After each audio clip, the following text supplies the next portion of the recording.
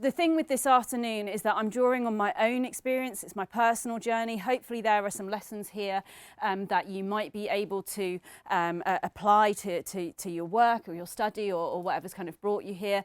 But just remember, this is a really, really young science, and actually we don't know all the answers yet. So I can draw on my experience and I hope it's helpful, but the research base is scant, to say the least.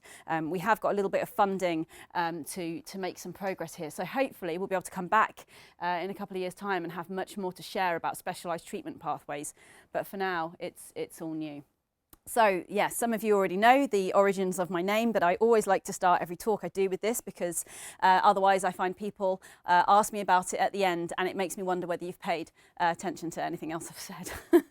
So this is Pooky. Pooky is a magical miniature flying rabbit from a series of books from the 1950s. This was my mother's favourite book, so she named me after the rabbit.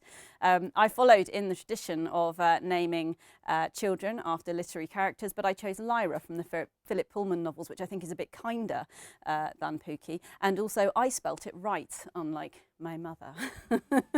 So yeah, anyway, that's where the name comes from. Yes, it is my real name, and yes, I do have to go through passport control with that name. Yes, yes. So I work in mental health, but as I say, today I'm going to be drawing on my lived experience. So to give you kind of a bit of background, so I've had a history of eating disorders that goes back as long as I can remember. In particular, I've had issues with anorexia for a very, very long time. And I had that in childhood from a young age, but it's kind of, yeah, I've kind of gone through periods of illness and wellness and illness and wellness. And in the last few years in particular, I had a big relapse in my early 30s. And every time we think we were just getting on top of things and I'd just be beginning to kind of engage with life again in a meaningful way, then I would end up getting very, very unwell again. And we kind of got to the point where we just really didn't understand how to sort of make this work. In 2017, I was hospitalised just because I had gone in for a kind of GP checkup and they were worried I would die. So I ended up being hospitalised, and during that hospital stay, I ended up getting really intensive inpatient treatment for my eating disorder. During that stay, I got 2 diagnoses which proved to be really pivotal in terms of helping my recovery. One was a complex post-traumatic stress disorder, which helped me to understand kind of, I needed to address that in order to be able to address all the other issues. The anorexia was a symptom, really. And the other diagnosis, which was surprising to get in my 30s, was of autism. And once I had that diagnosis, it meant that we radically revised the treatment, and 18 months or so on from that diagnosis and on from completely revising how we approached my anorexia in particular, I'm managing to maintain a healthy weight, and hopefully that revolving door has stopped, although I'm always only ever cautiously optimistic about these things because I've had the rug pulled out from under me before now. So that's kind of, yeah, to give you a bit of a background. But I guess one of the things that's important there is to understand that, you know, this is obviously a diagnosis that only came really, really late on, and it's not uncommon for people to experience that. In particular, women tend to go very underdiagnosed, and we believe that there is quite a large subset of people within the eating disorders community who might have a diagnosis of autism that might be being masked by their disorder. One of the difficult things is that a starved brain can often mimic an autistic brain. So when your brain is very kind of undernourished, then you can tend to get this very kind of black and white thinking, and lots of the kind of behaviours that we see can kind of mirror autistic behaviour, so it can be a bit difficult to pick the two apart. And for me, one of the difficulties there was thinking, well, maybe when I get better this will go away, but yeah, it didn't. So it was a bit of a revolving door. So I'm going to go through kind of some lessons that I've learnt, and as I say, you know, I hope there's something in here that you can take away as kind of interesting or useful. And do feel free to ask questions. I'm really happy to take questions at any point, and I won't know necessarily all the answers, but I'm always really happy to give it a crack. Is that all okay so far? Okay. So the first thing that I kind of learned was the importance actually of a label. And there's lots of discussion within the various different diagnoses related to mental health and with special educational needs about how important actually is a label. For me, a label of autism was really, really powerful, partly because it instantly gave me something with which I could identify, something that made me go, oh, that's why X, Y, Z. And I could look back on my whole life really and understand many of the things that I'd found difficult day to day that other people seem to find really easy. And I suddenly kind of understood why. I'm very kind of academic and logical. And again, having that label and going, okay, here's a thing I can research, meant I could go and learn about it. So the label really helped from that point of view. The other thing was that having that label gave my treatment team permission to approach things differently. So there were ways in which they needed to support my treatment, which I'll go on to, which were not the traditional way of treating eating disorders, but that because I had the diagnosis of autism, they were kind of given that freedom to approach my treatment in a more individualised way. I guess one argument should be, well, surely everyone's different, we're all individual, and surely the treatment should always be individualised anyway. And I guess in an ideal world that would be the case, but we have to, you know, make the best use that we can of funds and so on and so forth. And people will have been trained to deal with things in a certain way. And so they generally do try and use the more one-size-fits-all approach because we have evidence about what works. It just happens that, you know, when you have the combination of autism and anorexia, that maybe what works for most people doesn't work for you. I found it interesting, though, having the label of autism because people's response to it can be, there can be a variety of responses. So some people who have known me a long time have kind of gone, well, yeah, duh, and have felt it's quite obvious. Some of my closest friends, on the other hand, have literally gone, well, that can't be right because X, because Y, because Z, because maybe you don't come across as they might expect a typical autistic person to come across. And that's quite difficult and can be quite challenging. And one of the things that many people don't realise is the great lengths that you go to as an autistic person to appear normal. And there's a huge amount of masking behaviour, and that can be very, very tiring on a kind of day-to-day basis. And so you work really hard to come across as normal. So in a way, I guess it's great when people say, well, I'd never know that you had that issue. But on the other hand, it can be really invalidating when you're trying to come to terms with this new label and then people say, oh, well, that can't be the case because you don't struggle enough.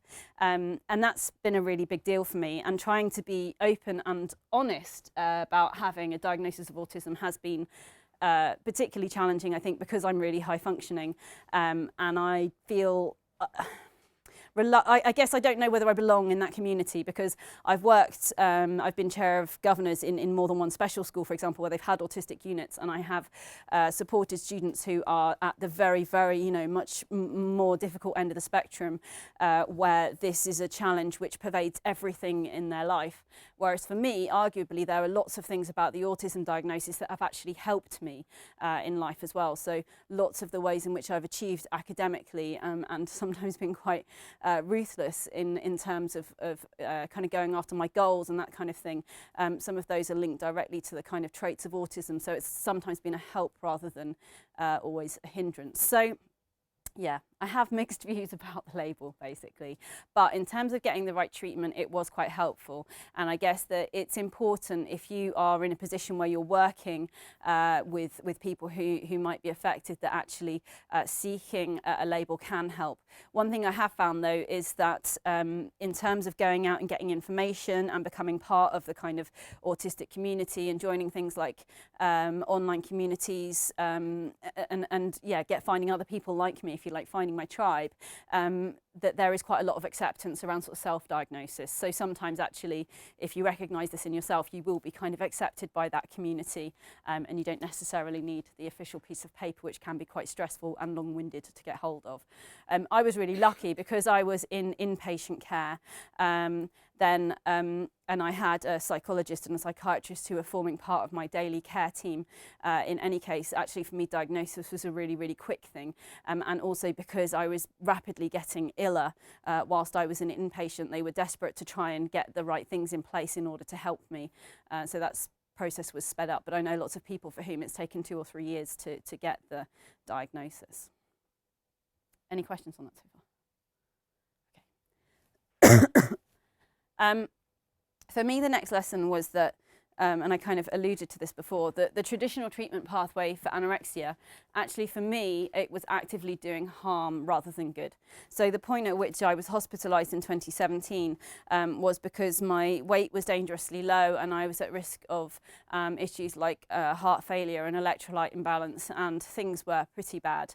And also because I'd had many years of kind of yo-yoing through to lower weight and then a slightly better weight, my body, it had really taken its toll on my body. So actually the point of that admission, my body was doing physically less well. All my, things looked less good on all the machines, but actually I wasn't at the lightest point I'd been, but my body was basically it had taken too much. So things were quite bad, and it was really important that we got to a point where I could start to consume some calories again. And actually, when I was put into the inpatient unit and put straight onto the kind of recovery pathway, I went backwards rather than forwards. So an example of that, kind of what happened there, was that I had very, very selective. I've found it very, very difficult to engage with different food groups. So one of the things that you would do in traditional treatment would be to try and broaden out the range of food groups that someone might eat. At the point at which I was admitted, I wasn't consuming solid food at all. I was consuming Ensure, which is like a liquid supplement, and I would only consume one flavour of that. And this is the kind of thing that in a typical anorexic patient, you would look to quickly address that. You would look to broaden out the range of flavours. You would look to be introducing other foods, but in a safe way, because there can be an issue with refeeding. When you're a very low weight, it can cause issues. But yeah, so you'd look to broaden that out. What happened in my case was that I had this one flavour, which was the only thing I felt able to consume. It was the thing that was just about keeping me alive, and they decided, well, we'll try you on a different flavour, at which point I just completely was unable to engage at all, and it really broke down the relationship as it existed with me and my treatment team, because I ended up having to be force-fed, when actually we knew, once we understood, that this was an autistic response rather than an anorexic response, and what they needed to do was help me to feel safe and to find the right flavour. And once I got the diagnosis, this kind of thing would never have happened, and I would have been allowed for a short time to have worked within that very restricted food group and to gradually build it out. And actually that's something that I'm still working on now. So obviously I went from one flavour of the liquid food to more than one flavour, and then gradually introduced other food types. But even having been at a healthy weight for 18 months now, there are still some food types that I find really difficult to manage, and that's not to do with anorexia, because I will eat really high calorie foods and not have a problem with that. It's to do with kind of colour and texture and those sort of sensory sort of issues, and I want to address it, but it doesn't stop me from managing in a healthy way. The other thing that was really actively harmful for me about traditional treatment was the use of group therapy. So groups are hard if you're autistic. So I'm used to leading groups and teaching groups, and I can do that. I'm used to playing that role, but I wouldn't really choose to be in an environment where I'm kind of part of a social group. Very often I usually like to be with people kind of 1-to-1 or 2-to-1, but in treatment you would be expected to be in a group of 6, 8, 10 people and engage as part of a group. And for me that was really, really complicated, and as someone who has autism, for me, I'm not able to engage in the treatment per se, because I'm so busy thinking about how do I, what's the kind of social convention of being in a group? What are these people thinking? And that, it's a bit like I'm trying to do complex algebra in my head, just managing the group situation before beginning to engage with the actual topic of the group therapy. And so what happened in those situations was that I would sit mute in the group, and that was accepted by the team. I would just sit mute, I wouldn't engage. But rather than just not engaging with the therapy, which was how it was perceived, it was actively doing me harm, because my anxiety levels would be rising and rising and rising, which would then mean that, I'd come to my next meal time, and rather than entering it in the best possible uncontrollable state, I'm already at a really heightened rate, level of anxiety, and it would be even harder for me to try and engage with trying to take on board calories and food. So that was really tough. The other thing that was done and is kind of common practice was eating as a group. And eating with other people, which again for me was much more difficult than it was for my peers.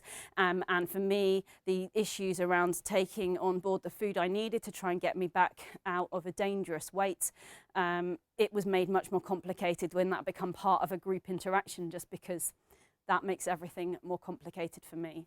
So there are, some elements of treatment as usual that just didn't work for me because I was autistic. And it was hard because the nurses and the team who work with you in treatment, they are used to anorexic patients in particular manipulating, trying to take control of situations, because this is what the illness makes us do. And actually one of the things that you do as a practitioner working here is you have to try and remove that control. You have to try and kind of beat the illness and try and untangle what's autism and what's anorexia, what should we be challenging and what should we be going with was really, really difficult. A key thing here for me and my treatment team was that actually I wanted to get better. I wasn't able to engage in good conversations about this at times of high anxiety, so directly during or after those group therapy sessions, or directly during or after meal times. But at times of relative calm, I was able to have really, really good discussions with the treatment team once we had the diagnosis in place, and we could plan for these times and develop a bit of a separate pathway for me. Any questions?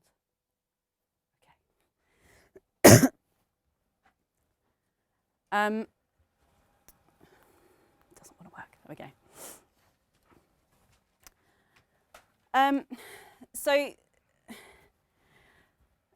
The next lesson was about how sometimes really small things that can seem really minor to everyone else, to your neurotypicals if you like, can make a really, really big difference to me or to other autistic people. So I found myself reflecting on this last night. So one of the things I have a big issue with is noise and kind of background noise, and I can find that I find it really overwhelming, and a noise that might seem unobtrusive to others will be the only thing I can hear in a room. And I was thinking about it last night because I was staying in a hotel where, like in many hotels, when you turn on the bathroom light, it automatically turns on an extractor fan. And so, like I find in many hotels, I showered in the dark because I cannot manage the noise of the extractor fan happening whilst I am showering. So yeah, I often find I end up doing this in the dark, and I kind of had a chuckle to myself about it. And in that instance, it's kind of funny, and that's fine. But when I was in treatment, the kind of similar scenario was that in the therapy room, so by this point I've moved down to, even once I was in the individual therapy, they'd taken me out of the group sessions, so things are better. But in this room, there's this clock, and the ticking of this clock is all I can hear. And the team are feeling I'm not engaging with therapy, because even now they have, worked with me to ensure that I'm receiving one-to-one therapy, and I no longer have to do this stuff as a group. I'm not communicating with my therapist. I'm not kind of really digging in these sessions, because all I can hear is this clock. And I'd asked before if the clock could be removed from the room, and this had been dismissed. And once I had the autism diagnosis and I said, it's the clock, can we take the clock away and everything will be okay? Then actually, again, this kind of gave them permission to remove the clock. So previously they'd said, this was about me trying to exert control. It wasn't. It wasn't about control. It was about the fact that all I could hear was this clock. And I'm trying to listen to what my therapist has to say. I'm trying to, think about things and process some really complicated thoughts and feelings and experiences, and all I can hear is the clock. And it's like, when you've gone to a really loud bar or something and there's music playing really loudly and you can't hear yourself speaking with the person next to you. And I guess that's kind of how being in this room, which felt quiet to everyone else but had this clock in it, felt for me. So, taking the clock away made a really big difference. And there were lots of little things like that where really, really tiny, minor adjustments made a huge difference. Again, though, these were things that I was able to point out at times of relative calm, but when I'd be in that room with the clock ticking, I'd find it really overwhelming, and I wouldn't really be in a great position then to say, please take the clock away, in a calm way. And it would often come out as big, angry outbursts, or I would completely withdraw and just go completely mute.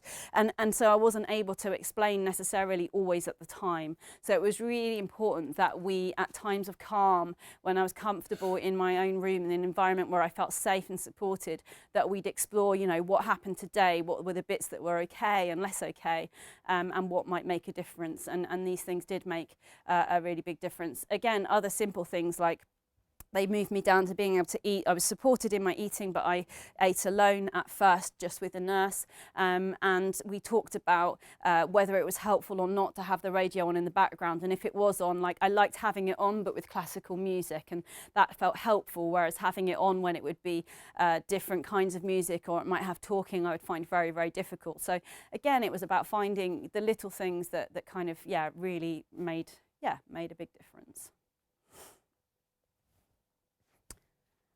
This one's a tough one. So when you don't eat for a long time, your brain, it doesn't work very well. I mean, it sounds really obvious, but like a starved brain isn't one that's going to function really well. I mean, if you think about how you feel when you have had, you've missed lunch or something, it's harder to make good decisions and that kind of thing. And when you haven't eaten for a very long time, or you've been constantly undernourished, your brain is working in quite a basic way. And this is an issue for anyone who is struggling with anorexia, because you are needing to deal with the kind of underlying issues. So for me, with the post-traumatic stress disorder in particular, but you don't have the capacity to make complex decisions. So it's one of the reasons why when people are treated for anorexia, then the first thing that always needs to happen is weight restoration. And people sometimes feel that this feels quite barbaric and inhumane, and it causes such distress to the person who's suffering. But there's two reasons for that. One is about the fact that, we need to get you out of the physical danger zone. But the other one is that, we understand that actually this illness isn't all just about food and weight. But if we don't get to a point where your brain is able to function, we can't deal with the underlying stuff, because trying to deal with, big emotional concepts and engage in complex therapy when your brain is literally starved is very, very hard. So the other thing we find with people who are starved, whether through anorexia or through other means, is that their thinking becomes really, really quite basic. So it can be quite childlike. And also that your thinking becomes very, very black and white, all or nothing, pass or fail. That's quite tricky. And actually that combination of the starved anorexic brain and the autistic tendencies meant that you had, I became even more rigid than ever, far less able to engage with complex ideas, not able to see nuance, very, very hard on myself, lots and lots of very negative affect. So all of the things that kind of go with the autism and that I'm learning to manage day to day as part of a healthy life were like massively amplified by the effects of starvation. And that meant that for me, even more than for my peers, the need to refeed and to get my weight to a point where my brain was actually being provided with some nutrition so I could begin to challenge some of this thinking and try and engage with therapy was even more important, because actually my world was shrinking very, very quickly as my weight was decreasing. And with every day that became, I became more starved, my autism kind of took hold more, and that other kind of starved thinking took hold more, and things would get rapidly, rapidly worse. So it was really important to try and turn that round. That's true for anyone who is underweight with an eating disorder, but I think it was massively amplified for me, and certainly compared to other people who came in, things for me, everything just seemed to happen faster and bigger and to more extremes than for others. Which is the other thing. So I think to understand about anorexia is it's quite a competitive illness. So, you do find yourself constantly comparing yourself to other people, and actually you want to be the best at this. And it sounds really warped, but the illness does kind of mess with your thinking, and actually when you have that kind of single-mindedness and that very, very black and white thinking, and you can be really good at this illness and it's killing you faster than it's killing someone else, actually that's quite rewarding in a perverse way. And again, we need to try and break that cycle. Sounds very odd. It's such a hard thing to understand, and I find even when I reflect on it myself, being able to try and put myself back in the mindset of when I was in a hospital bed and literally, you know, kind of at risk of kind of imminent death, and feeling like, well, actually I'll only have done this as well as I possibly can if I die, and that's the only way you feel like you could succeed at this illness. And that thought, yeah, wasn't in any way scary or anything, and yeah, it felt like a failure to do anything other. It's hard to understand. Yeah.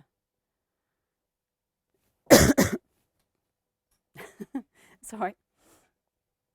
One thing that's great about an inpatient unit for anorexia, for eating disorders, it was a general eating disorders unit, is that it is so timetabled. Like, so people with autism, it's really common that one of the things we do to try and help us manage day-to-day life is to kind of have routine. So when I'm supporting teachers to support children with autism, we talk about like having a visual timetable. They need to know what's happening when, they need to have routine. This can really, really help.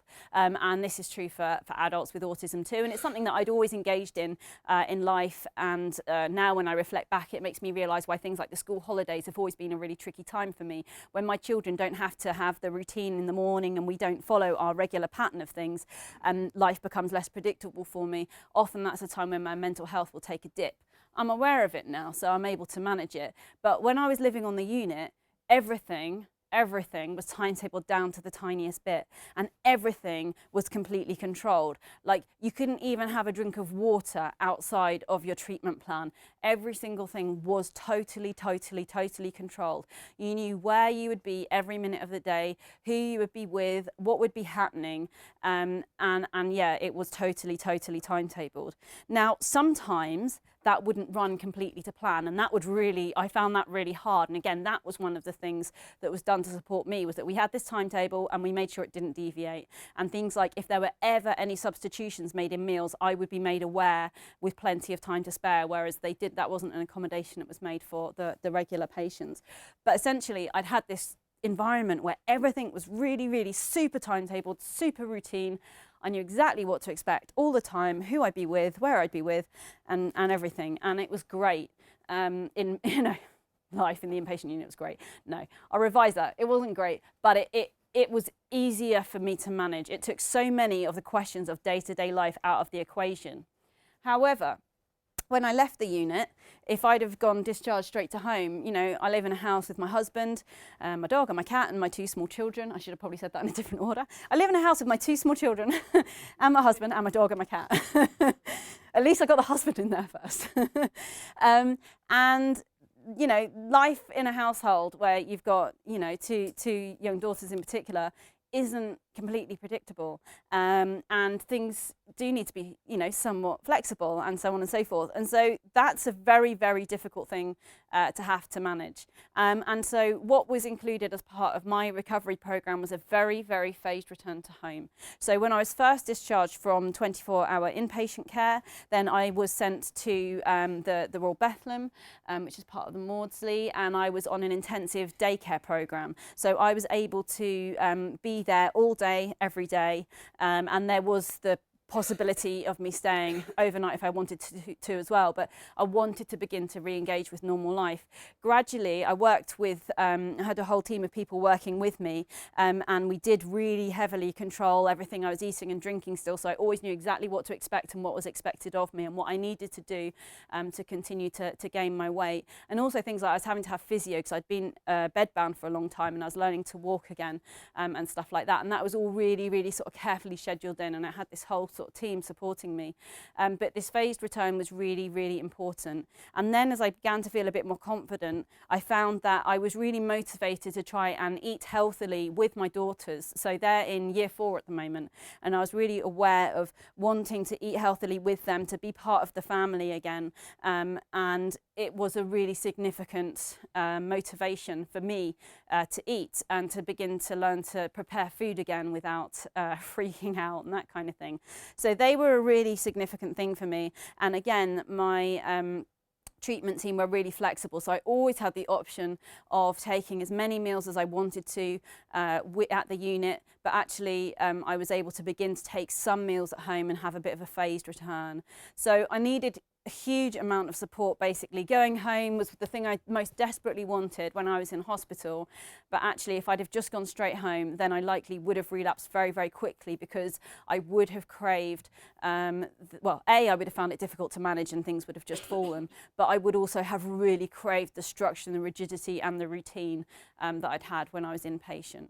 So I needed really, really good support. And I think that's something that, yeah, other people would find too. And again, it's not necessarily just a thing for people who are autistic, but I think, again, it was particularly exacerbated for me. And because I had been catapulted from normal adult life into this inpatient unit where you essentially get treated much more like a child, and for me that was a really helpful thing to then adjusting back to adulthood and responsibilities and managing the ups and downs of day-to-day life was a really big deal. So yeah, it needed good support.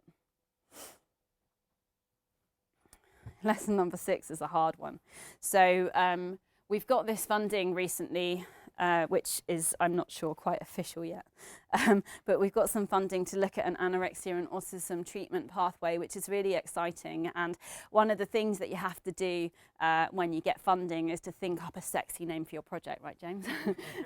It's really important. The acronym is something that people really, the amount, honestly, the number of very, very experienced professionals who are bouncing around emails at the moment to try and find the perfect acronym for this project, it makes me want to weep a little bit. But one of the words that keeps being used in these potential acronyms is the word recovery. And I said we need to be really careful about the use of the word recovery for multiple reasons. One is because when it comes to eating disorders, there are different views on whether you recover or you live with, and that, yeah, there's different views on that. But the other is that autism isn't something that you recover from. And actually, for me, when I'd been so unwell, I always had this vision of what the future me would look like. And I had this future me on a pedestal, and I just thought, if I just work really, really hard and I really throw myself into this recovery process, one day I will be this person who wants to throw dinner parties, who's the life and soul of the party, who really enjoys spending time with big groups of friends, and all these different things that I imagined that I would enjoy doing are not things I have ever enjoyed doing. They're all things I'd always struggled with, but I kind of imagined that this was a problem I could fix. And realizing that I'm never going to be that person has taken a little bit of, just kind of adjusting my sort of sense of self, really, but also being forgiving of myself and realizing that it's okay not to be that person, and actually saying, I don't like being with, if my friends are meeting up and there's a dozen of them, then actually what I'll generally do is text the one or two I really want to see and be like, I do find big groups really hard, and you're going to a noisy bar, which I also find really hard.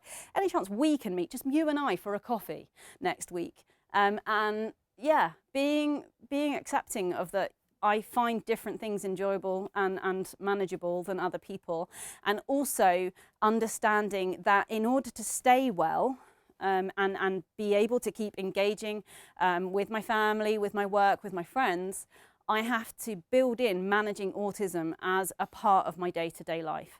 So in particular, my work encourages me to do lots of this kind of thing, and I love working with people, and it does involve lots of social interaction, and I really love it. However, I have to know that tomorrow has to be a day when I basically am alone.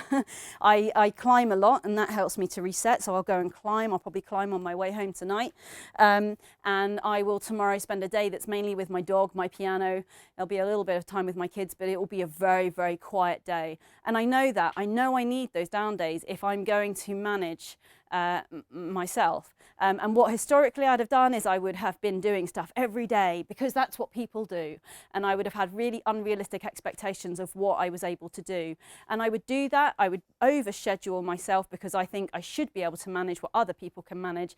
And then every now and then, actually quite frequently, I would just completely crash and burn. And this would either kind of come in a big way and it would end up, I'd end up being hospitalised with difficulties around my mental health. I had issues around self-harm and things like that, trying to manage it. But also I get really, really severe migraines that might last for like 3 days. And I found that when I manage my autism much better and I'm a bit kinder to myself and I practice self-care, those 3-day migraines are now something which are a minor part of my life, whereas they used to be something that would happen 3 or 4 times a month, which is hugely, hugely inconvenient and unpleasant. So I have to think about how I manage the day-to-day. The other thing is about actually telling people. So, like James knew today, in fact, at lunchtime. I don't know if you did it like specifically, but I'm in the big area down here in the cafeteria. That for me is a really, really tough place for me to think about eating. So James took me to his office where it's nice and quiet and calm. I can eat. I don't have to focus on this, very, very difficult, echoey sort of place, and there's not so many people, and it's much easier. And I often find this when I'm speaking at events that I'll say to people, actually, I'm really happy to be there all day. I will need to take a break at lunchtime, so do you mind if I go and eat elsewhere? And people are really, really forgiving about it. And they don't tend to be judgmental, but I have to be really proactive in terms of trying to manage this. But yeah, one of the key things is I have had to adjust my expectations that I'm not going to be able to do some of the things I thought that I would, or I need to do these in a different way. The other thing I've learned is why I used to find working in an open office environment really hard. So again, that was something that I had done historically. I now work completely freelance and it's very different, but I had historically had various jobs where I'd worked in kind of open plan environments, and I'd always found them incredibly stressful, and I found work very stressful even when I kind of loved my job. And now again, I understand that about myself. That's just not an environment I'm ever going to find easy to work in. So thinking about how I manage my day-to-day work environment, for example, is another really, really helpful thing. So yeah, had to adjust my expectations. I think this kind of really builds on what I already said, but it's about, so I guess, yeah, there's a lot of what I've talked about, which has been about how I got from being really underweight to trying to get to a point of healthy weight. And I've been at healthy weight now for about 18 months. And although, I say I'm cautiously optimistic, but I'm always a little bit hesitant because I have had the rug pulled out from under me now many times before. But actually, I have more confidence now that I can keep things on an even keel, but I also have to accept that staying well for me is going to be an active process forever. And that's not just about not relapsing into anorexia, but that's about the other things that can result from trying to engage in a way that is perhaps easy for people who are neurotypical, but might be hard for me. So lots of environments and situations that are easy for many of my friends and family and colleagues are things that are really, really hard for me. So for example, one of the roles that I do is that I'm the vice chair of the Children and Young People's Mental Health Coalition. That's a coalition of a few hundred different charities and organisations, and we try and essentially make change happen at a national level. So it involves lots of kind of engaging in advisory groups and sitting on ministerial round tables and all that kind of thing. And I love that work, but it takes such a huge toll on me. Like when you think, for me, being in a group situation with my friends is complicated. And then you think about, okay, well then let's put you in a situation where you're in a ministerial round table with 8 other people and then like the Secretary of State for Education. That's like a massively amplified version of that. And granted, that's the kind of situation that would perhaps make anyone anxious, but for me it's the kind of situation where I have to really carefully think, how can I ensure that when I arrive at that, I'm as calm as possible and I'm giving myself a fighting chance of managing that meeting and doing it as well as I can? And also, how do I manage the afterwards of that? How do I make sure that that's not a day when I go, eating's too complicated today, so I can't do it? Or how do I make sure I don't go and go into sort of panic or have anxiety attacks or end up wanting to turn to things like self-harm? Or the other thing that can happen, which is quite common, is that you can end up, sometimes anxiety can play out as kind of anger. So I might find that, you know, I've managed the meeting fine, I've said what I needed to say, done what I needed to do. No one would have had any idea that this was a real struggle for me. And then I go home and one of my children does the tiniest thing and they get angry mummy. And I don't want to be that parent. And yeah, so it's really important for me that I think about how do I manage these situations, and also, yeah, taking a step back and being honest with myself about, you know, which are the situations which it matters enough to me to be able to go and do that I need to think about managing them, and which are the ones where I just say, actually, that might be easy for other people. For me, it's just not worth it, and I need to delegate it. So I used to be someone who said yes to everything. And now I'm someone who practices saying no a lot. And I've had to come to a peace with that, I guess. But yeah, again, being honest with people around me has been really helpful.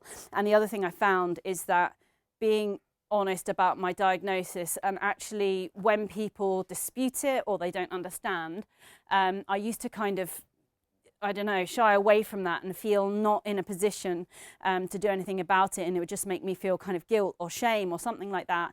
And now actually I take those opportunities to try and educate people. So in the same way that I have for many years tried to dispel myths and misunderstandings around things like eating disorders and self-harm and suicide, depression and anxiety and all those things that are well within my comfort zone, I'm now trying to do the same with autism, and actually use these moments when people say or do the wrong thing, or they try and be dismissive about it. I try and take those as learning moments to try and educate the people around me, to help them understand that there are actually plenty of people like me, and when you don't stop and understand how complicated life might be for us, or when you dismiss the kind of diagnosis or the difficulty because what you see is someone who functions really well, but you don't know the toll that takes, that's really difficult.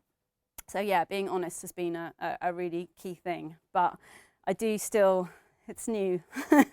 It's still early days, and I still do find it hard, you know, this idea of whether I struggle enough to be able to really own that diagnosis is a really kind of live question. And there are lots of questions around how women and men, how the autistic diagnosis, you know, the autistic traits can look very different in women than men. So for example, it's quite common for women, they might have kind of special interests. So one of the things that many people with autism have is sort of special interests that might be kind of obsessions. And so, you know, you might think of your typical autistic boy might be really obsessed with trains, for example, but girls tend to have much more socially acceptable special interests. So it might be like ballet or something like that, which we then might not think, oh, well, this is something we need to be kind of worried about because it's kind of more socially acceptable. They're also much better at mimicking the appropriate social responses and masking what's happening. So we often don't pick up the issues with girls as we do with boys, but we are learning more all the time. And I guess, yeah, like I said at the beginning, I'm drawing on my personal experience, and hopefully some of it will give you some pause for thought or interest. But it's a really, really young science. Autism in women is something we don't know enough about yet, and the interplay between autism and anorexia and how best to support that is an absolutely baby science that we know very, very little about. A colleague, Gareth Morwood, who is a special educational needs expert, we were both speaking at a conference in Dubai together last week, and he interviewed me for my YouTube channel about my diagnosis of autism, and that's a video that you might find useful or you could share with colleagues. It explores a lot of really what I've said today. It was quite helpful preparation for today, talking it through with him. And yeah, I think that's it. I'm really happy to take any questions, where that was a lot of information, but I hope it was helpful.